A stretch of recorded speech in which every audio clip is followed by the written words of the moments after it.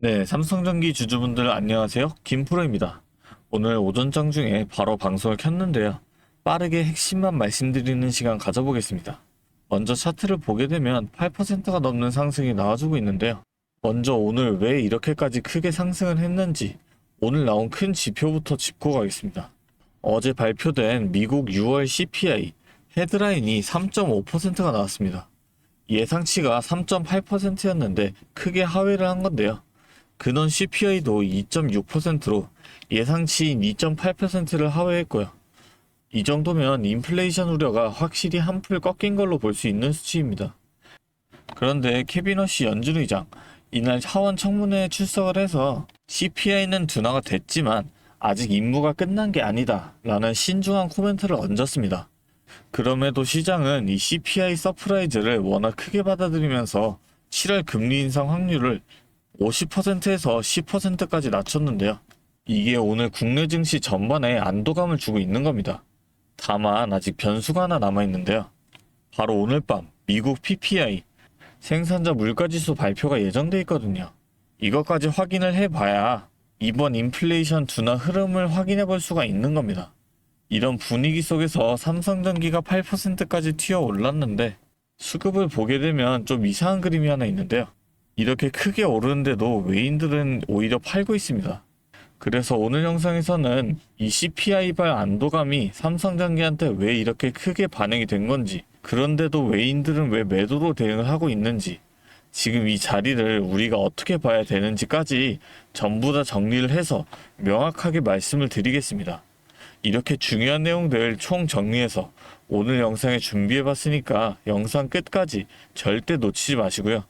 여유가 되신다면 구독하고 좋아요도 한 번씩 잊지 마시고, 지금 영상 보시는 모든 분들 다 같이 수익 극대화까지 함께 할 수 있도록 댓글로도 삼성전기 화이팅, 김프로 화이팅 한 번씩 응원의 댓글 달아주셨다면 본격적인 영상 시작해 보겠습니다. 먼저 오늘 이 삼성전기의 급등 이면에 남아있는 불안 요소부터 짚겠습니다. 최근 삼성전자와 SK하이닉스 단일 종목 레버리지 ETF가 증시 변동성을 키운 주범으로 지목이 되면서 어제 금융투자협회가 증권사들을 모아서 자율규제안을 내놨습니다.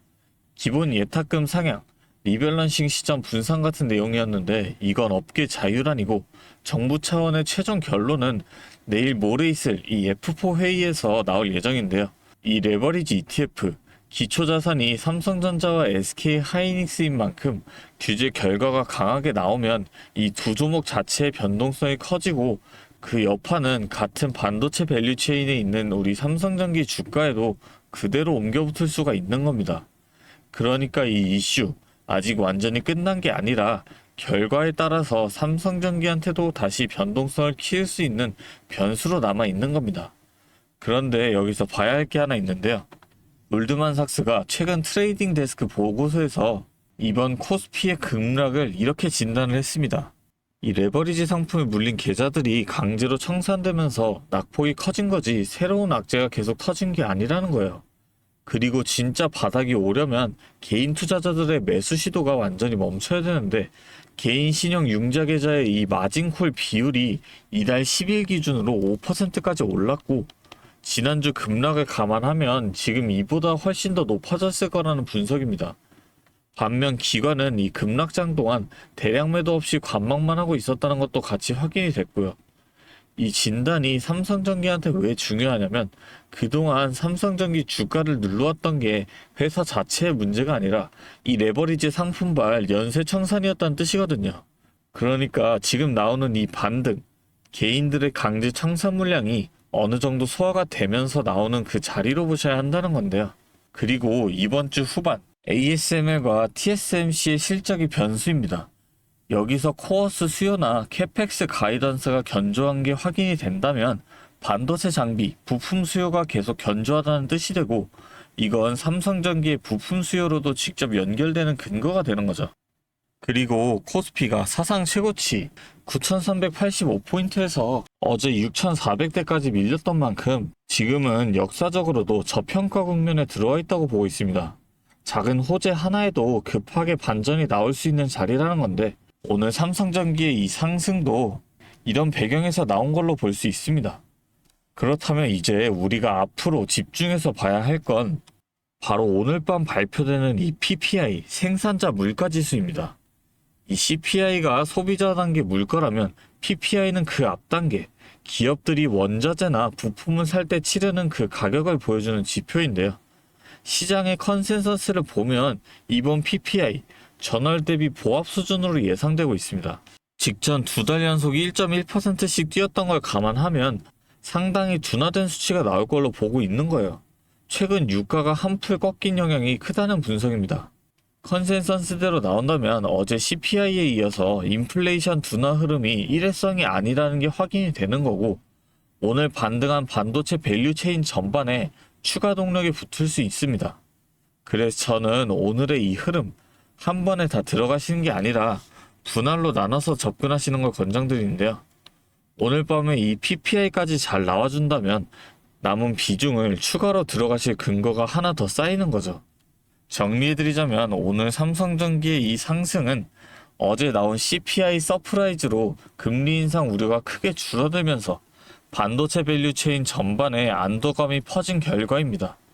여기다 골드만삭스의 진단대로 그동안 급락 자체가 레버리지 상품발 강제 청산이었다는 걸 감안하면 지금의 이 반등은 그 청산 물량이 소화되면서 나오는 자리로 볼 수 있는데요. 다만 레버리지 ETF 규제 관련해서 정부 최종 결론이 아직 남아있고 오늘 밤 PPI 결과까지 확인을 해야 되는 그 변수도 남아 있습니다. 현금을 일부라도 확보해 두신 분들은 오늘 이 반등 초입 구간에서 눌림목이 나와주는 그 타이밍에 조금씩 담아보시고 오늘 밤 PPI까지 잘 나와준다면 남은 비중을 추가로 담아보시는 걸 권장드립니다. 저는 이런 이유로 오늘 이 반등 흐름을 보고 분할로 접근하시는 게 맞다고 보고 있는데요. 물론 아무 데서나 따라붙는 건 리스크가 크기 때문에 그건 제가 절대 권장을 드리지 않습니다. 오늘 말씀드린 근거들을 보시고 새로 나오는 이슈들까지 체크를 하신 뒤에 정확한 근거를 가지고 기준을 세우신 뒤 분할로 들어가셔야 한다는 거죠. 하지만 본업하시면서 장중에 실시간으로 이런 이슈들까지 체크를 하시면서 타이밍 잡기가 좀 어려우실 겁니다. 그래서 도와드리려고 하는 건데요. 제가 상단에 번호를 하나 잠깐 띄울게요. 위에 번호 보이시죠? 010-3436-7531 이 번호로 전기 두 글자 간단하게 적어서 보내주시면 빠르게 실시간 대응까지 도와드릴 수가 있고, 오늘 말씀드린 비중이 어느 정도 들어가 계신 분들께는 추가 매수, 아직 관망하고 계신 분들께는 신규 매수 타이밍까지 전부 다 공유를 해드리겠다는 거죠. 정확히 오늘 밤 PPI 발표와 이번 주 후반 SML, TSMC의 실적 이 상황에 맞춰서 대응 전략을 바로 공유해드리겠습니다. 제가 다시 한번 말씀드리지만 오늘 말씀드린 이 내용들 다 지킬 수만 있다면 누구보다도 더 유리한 위치에 서실 수가 있습니다. 이 매수 타이밍을 전부 다 말씀을 드렸기 때문에 대응만 잘한다면 누구나 이 기회만큼은 놓치지 않을 수 있다는 거죠. 하지만 여러분들께서 생각과는 반대로 진행을 할 수밖에 없는 그 이유가 뭐였어요? 결국엔 이 본업이 있으시니까 정말 중요한 그 순간에는 이 본업 때문에 매수 타이밍 자체를 생각하지를 못하니까 수익을 실현하기가 힘들다는 겁니다. 그래서 꼭 필요한 게 이 옆에서 도움을 줄 수가 있는 방향을 잡아줄 누군가가 필요하다는 거고, 지금부터라도 저와 함께 대응을 시작한다면 최소한 손실은 줄이고 이 기회를 놓치지 않고 대응하실 수 있다는 거죠. 그게 저 김프로란 거고, 제가 이렇게 도와드린다고 말씀드리는 이유는 저 또한 과거에 여러분과 똑같은 이 막막함을 많이 겪어봤기 때문인데요. 2022년에 금리 인상으로 인해서 시장 전체가 크게 하락했던 시기 다들 기억하실 겁니다. 당시 저도 직장 생활을 하면서 틈틈이 주식을 했었는데요. 워낙 우량주니까 시간 지나면 알아서 회복되겠지라고 생각을 하면서 버텼었는데 이게 확실한 기준이 없으니까 계좌의 손실은 계속 커지고 일상생활조차 집중하기 어려울 만큼 스트레스가 정말 심했는데요. 자, 그런데 이때 어떤 주식이 먼저 올랐는지 아시나요? 처음엔 다들 아시는 것처럼 뭐 이 로봇이 된다, AI가 뜬다 하면서 대기업 투자 뉴스에 수많은 사람이 몰려갔었는데요. 그런데 저는 오히려 남들이 다 그런 뉴스에만 관심을 가질 때 이 2022년 말에 가장 밑바닥에 있던 2차 전지에 집중을 했었습니다. 왜냐하면 당시 전기차 수요가 일시적으로 둔화된다는 악재 뉴스가 도배되고 있었지만 제가 주목한 건 따로 있었습니다.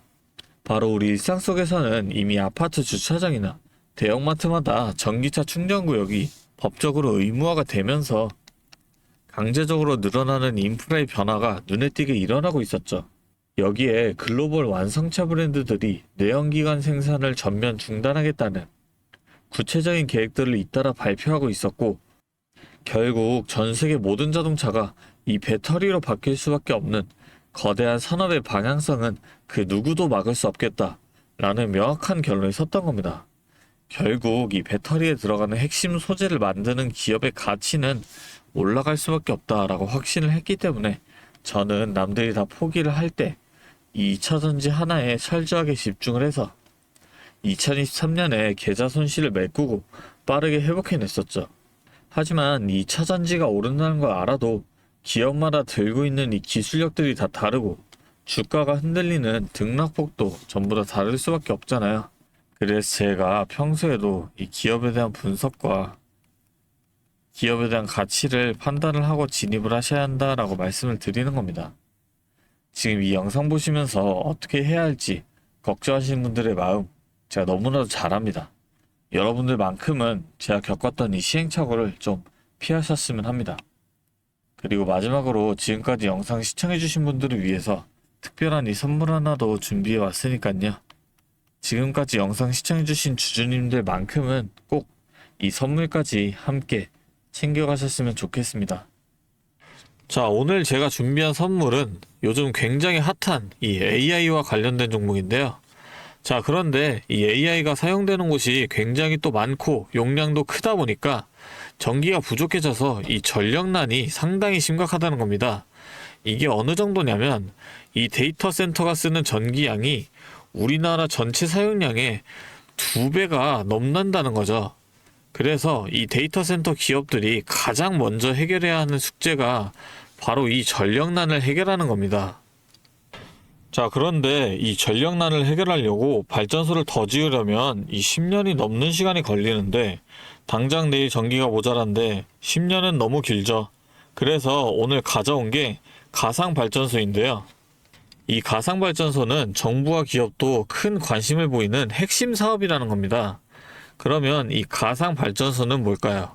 실제로 발전소를 짓는 게 아니라 여기저기 흩어져 있는 전기들을 네트워크로 묶어서 하나의 발전소처럼 통합 관리하는 시스템인데요. 예를 들어서 전기차 배터리에 남은 전기를 전력망에 다시 팔아서 수익을 낼 수도 있는 겁니다.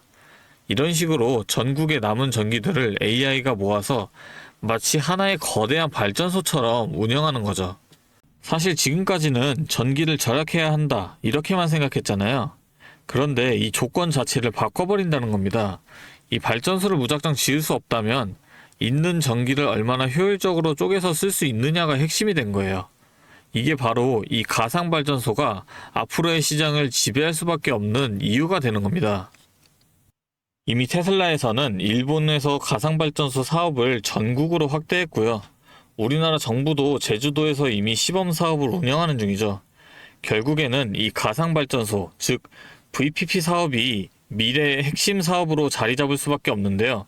제가 이 중에서도 무려 5년 전부터 이 가상발전소를 준비해온 특정 종목 한 가지를 가지고 왔습니다. 이 기업은 다른 경쟁사들이 이제 막 가상발전소 사업에 뛰어들 때 이미 5년 전부터 대기업들과 인프라 구축을 마쳤고 범용성 또한 한 가지에 묶여 있는 게 아니라 아파트, 상가, 공장, 그리고 전기차 충전소까지 서로 다른 에너지를 컨트롤하는 독보적인 통합제어 기술을 이미 갖추고 있다는 겁니다.